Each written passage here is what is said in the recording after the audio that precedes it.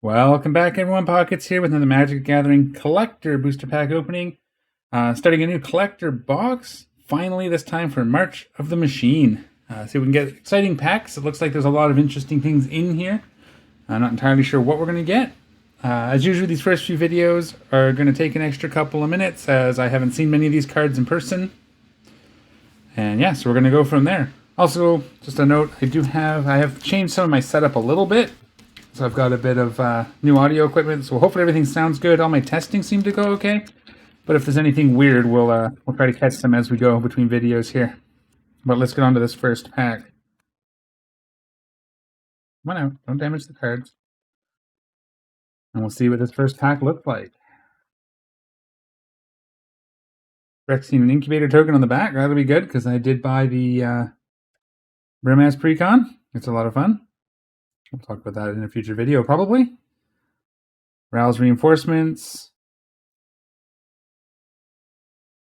Inspired Charge creatures get +2/+1 till end of turn. Good limited cards, obviously. Most of the commons will be. 2/2 in reach till end of turn and untap it. So that's a good defensive card for limited. Stasis Field. When the creature has base power toughness 0/2, has defender and loses all other abilities. That's cool. Good way to deal with commanders, maybe. Just temporarily. If you just need them gone for a few minutes. It's an aura though, so it's not instant speed. Vengeant Earth. Target creature or land you control becomes a 4/4 elemental creature with haste in addition to its other types till end of turn. It must be blocked this turn if able. Okay. On to the uncommons now. Mirror Shield Hoplite. Whenever a creature you control becomes the target of a backup ability, copy that ability. You may choose new targets for the copy. This ability triggers once each turn. Interesting. The backup stuff I haven't played a whole lot with yet, but it's an interesting idea. We'll just move commons and uncommons off the board in the end. Save room for the other stuff. Astral Wingspan. Convoke. Not a big fan of Convoke typically. I'm not interested in that deck. I might pick up the Knights one if I can find a copy. When Astral Wingspan enters the battlefield, draw a card. Enchanted creature has +2/+2 in flying. Not bad though. Land? I do like these new lands. We'll get up in there. This is in the, looks like there's a foil. Sorry, the clouds made it look like it was the hollow foil somehow. Whatever it's called, but no, it's just a regular foil. They're pretty cool though with those mountains. Okay, so our first rare. Ozolith the Shattered Spire. If one or more +1/+1 counters will be put on an artifact or creature you control, that many +1 are put on it instead. Tap 1 in a green and tap. Put a +1/+1 counter on target artifact or creature you control, activate as a sorcery. So my son actually just built a Golgari deck. I forget who his commander is, but it's +1/+1 counter focused with sacrificing. It's the one where when you sacrifice a creature, anybody sacrifices a creature, put a +1/+1 on everything. So this might go in there for him.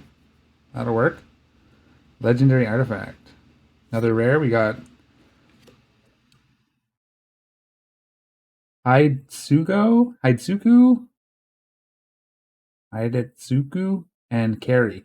This is Kamigawa, I think. I don't play back in this, so I don't. But it seems about right. I think that's the borders from Kamigawa. Legendary creature, Ogre, Demon, Dragon. So it's either an Ogre, Demon, and a Dragon.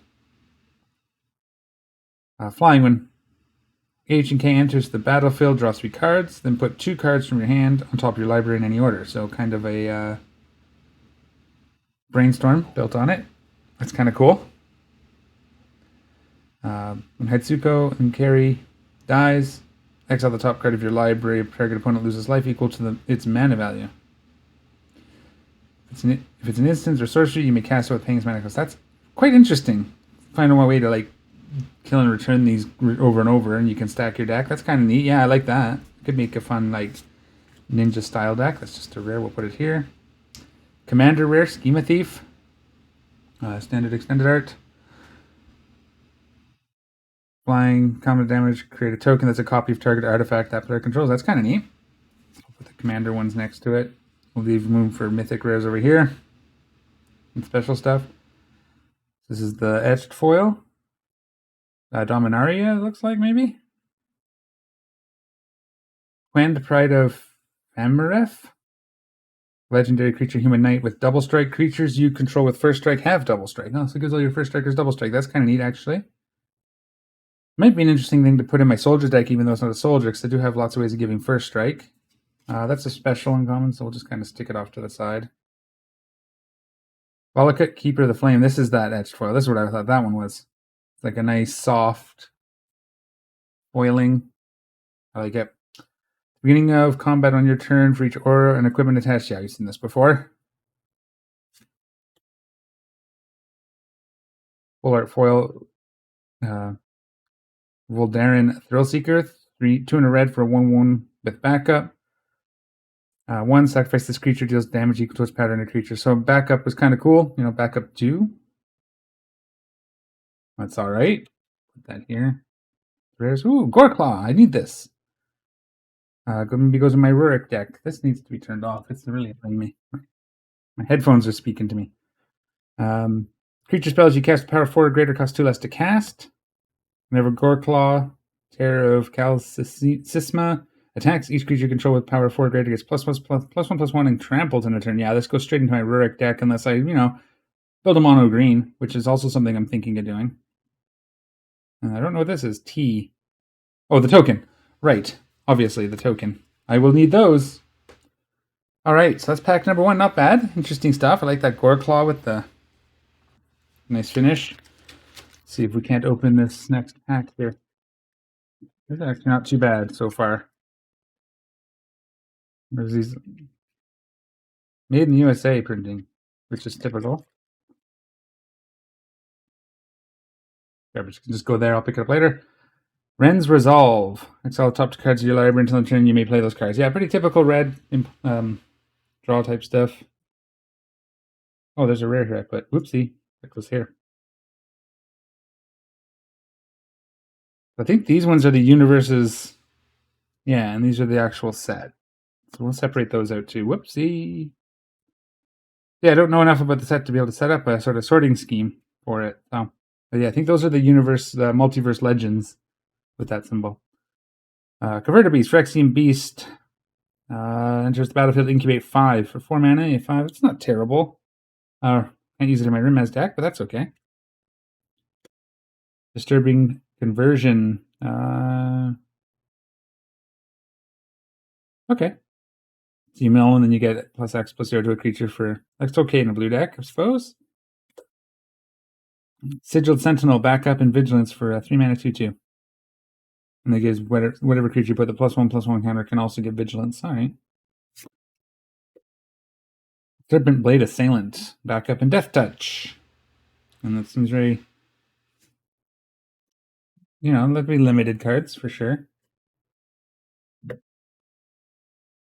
Omen Hawker. Blue, tap, add colorless and blue. So, interesting. Activate this mana only to activate abilities.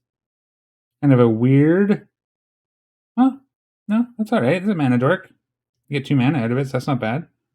But you can only use it to activate abilities, which is okay in blue. You get lots of. Ooh, our first invasion. Uncommon in the foil.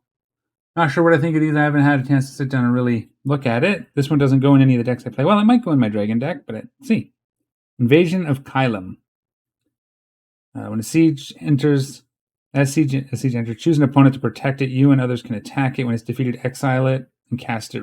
Transforms. You do cast the transform. That's interesting. It's cast for 0, but it would have cast triggers. Invasion of Kylum enters the battlefield. Up to 2 target creatures get +2/+0 vigilance and haste until end of turn. And so it's got 5. So if you do somehow it does 5 damage to it, you exile it, flip it. So we'll do this real quick. And it comes a sorcery. So we also get create 2 3/2 red and white warrior creature tokens with whenever this creature and at least one other creature token attack, put a +1/+1 counter on this creature. Okay, cool. Yeah, those are interesting. I'm definitely going to play around with those. Saved a mythic rare spot, but we probably won't get too many. So I'm just going to kind of move these down. We'll put these up here. You can see those?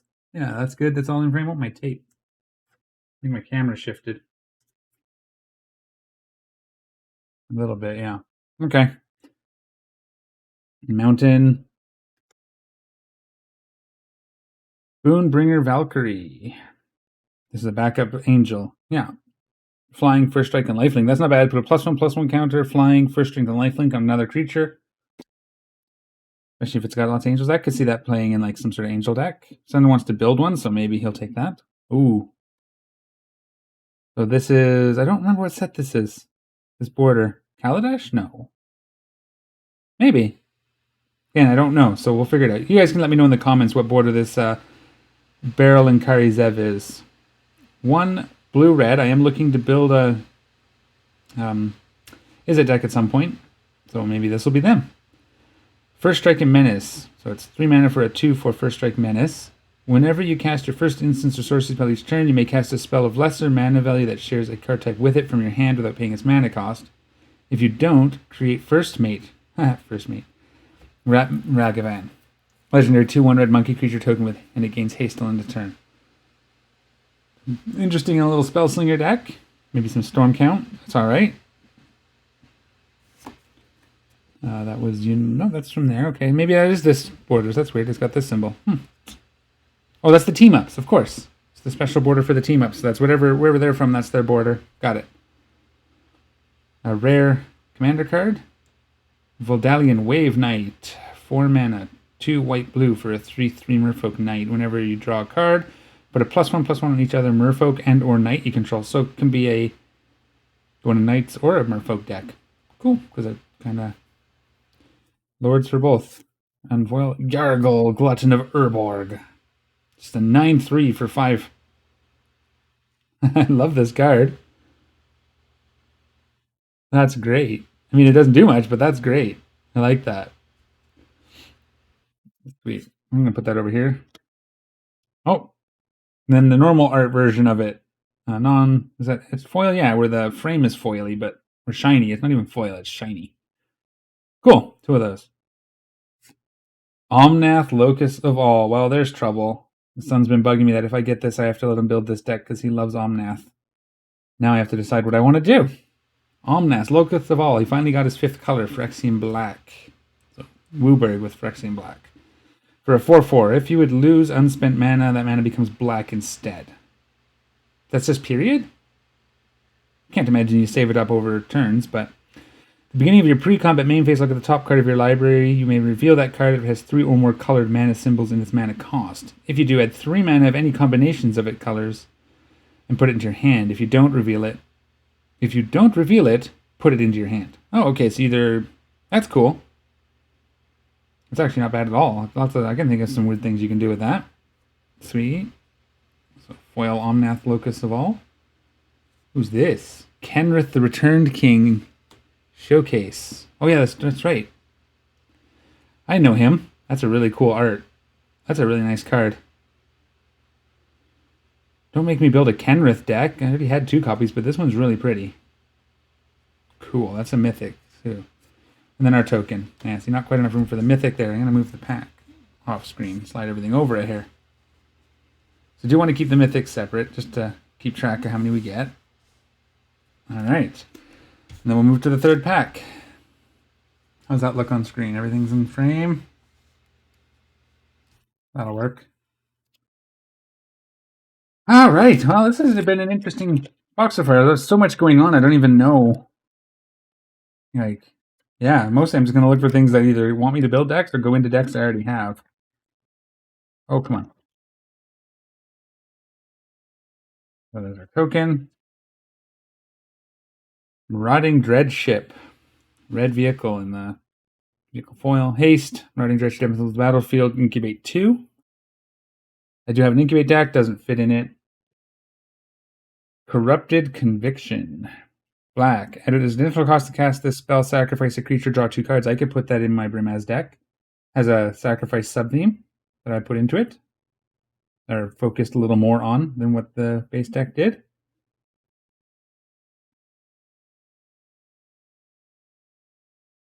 Cosmic Hunger. 2. Target creature you control deals damage equal to its power to another target creature, planeswalker, or battle. Okay. Oh, this is a legend? What? L. I don't know what L stands for. Okay. Oh, land, of course. Duh. Yeah, no rare land cycle in this, I believe. So just basically got these. Enters tapped. Gain 1 life, taps for, is it? Yeah. Idle Terror, 6. 4 blue for a 5/6 octopus. Whenever Tidal Terror attacks, you may tap 2 other untapped creatures you control. If you do, Tidal Terror can't be blocked this turn. Oh, cool. I like stuff that can't be blocked. That's always helpful to get effects through if you put like enchantments and equipment on them. Uncommon, Stoke the Flames. 2 and blue, Convoke. Stoke the Flames does 4 damage to any target. So, yeah, not a huge fan of Convoke, but that's not bad. I mean, 4 mana for 4 damage is meh. It's an instant speed though, so that's nice. And the fact that you can tap creatures.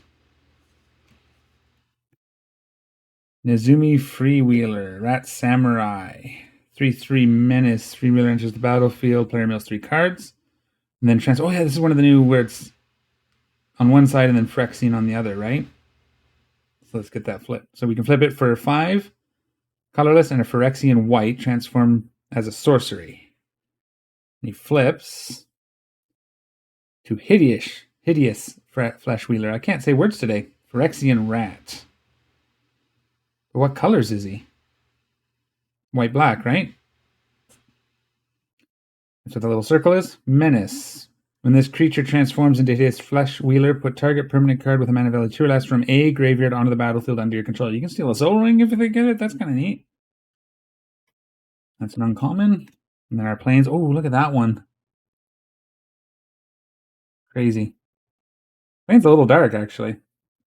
Another invasion. This is a rare one. Invasion of Kaldheim. Kaldheim? 3 and a red for a 4 defense. What are we calling this? Battle Siege. When Invasion of Kaldheim enters the battlefield, exile all cards from your hand, then draw that many cards. Until the end of your next turn, you may play cards exiled this way. Oh, so you can still play. That's kind of neat. That's actually not a bad ability in red. 4 mana, though, so you got to have a fair bit of mana to really take advantage of it. And then, when it dies, we flip it. So what do we flip it to?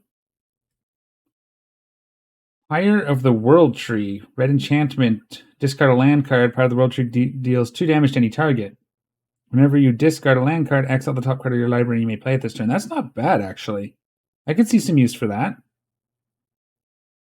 Late game, then your land pulls aren't dead drops or dead pulls. And it replaces itself. I like that. I could see, We'll just put the invasions over here. Rona, Herald of Invasion. 1 and a blue for a 1/3 legendary human wizard. That's another one of those Phyrexian flip cards. But she's from Dominarius. You got the stained glass art. That's cool. When you cast a legendary spell, untap Rona Herald. Tap, draw a card, then discard a card. Okay, interesting. And then transform for 5 and a Phyrexian black. And she becomes Rona, Talarian Obliterator. Blue-black, legendary Phyrexian wizard 5/5 with trample. Whenever a source deals damage to Rona, Talarian Obliterator, that source's controller exiles a card from their hand at random. If it's a land card, you may put it onto the battlefield under control. Otherwise, you may cast it without paying its mana cost. So you could deal damage to this somehow, and then if a source deals damage to Rona, that source's controller exiles the top card. Oh, so if your opponents do it too, you still get to. That's cool. That's kind of neat. I like that. It's got some potential. That's a rare, so we'll stick that over here. Scale Guardian. Ooh, potentially for my Naya Dragons deck. Let's see. Guardian Scale Lord. Backup 1, so it gets a 1/1/1/1 counter on some creature, and if it's not this creature you put the 1/1 on, they gain these abilities. Flying. Whenever this creature attacks, return target non-land permanent with mana value X or less from your graveyard to the battlefield, where X is this creature's power. Okay. Yeah, that might actually go in. A little bit of recursion in that couldn't hurt. Tetsuko Umezawa Fugitive. Legendary creature, human rogue. A 1 and a blue for a 1/3. Creatures you control with power 1, power or toughness 1 or less can't be blocked. Oh yeah. Nice. And that's the legends, but it's uncommon, so we'll put that here. Whoa, there's that surge foil I was talking about. I don't know if you guys picks it up. Yeah, there you go. Look at that. Crazy swirls. Rada, Coalition Warlord. Oh, domain. Yeah, I don't have anything that fits in really, but 2 for a red, 2 and a red and a green for a 3/3 legendary creature Elf Warrior. Whenever Rada Coalition Warlord becomes tapped, another target creature you control gets +X/+X until in turn where X is the number of basic land types amongst lands you control. That's really cool in that foil.